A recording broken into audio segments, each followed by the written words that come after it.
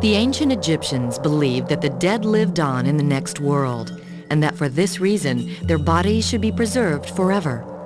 They believed that the body would serve a person in the next world, and therefore spent much effort in developing methods of embalming, or keeping the tissues of the body from decaying.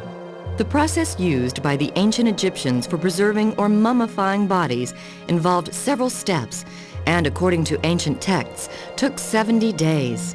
The process was simple when mummifying began, and gradually became more elaborate. Wealthy people could afford a more expensive treatment than the poor.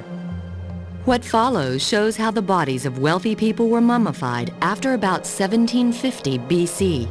First, the embalmers used a hooked instrument to remove the brain piece by piece through a nostril.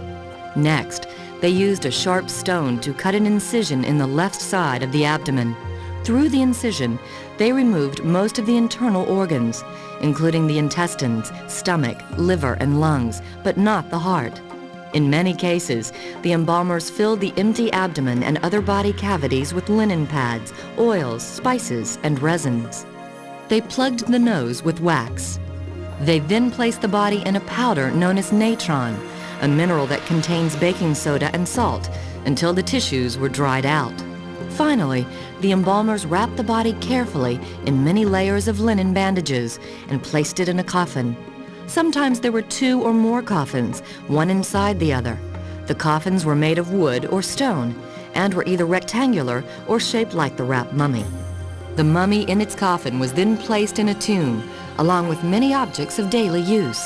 The Egyptians believed that the dead would need this equipment in the next world.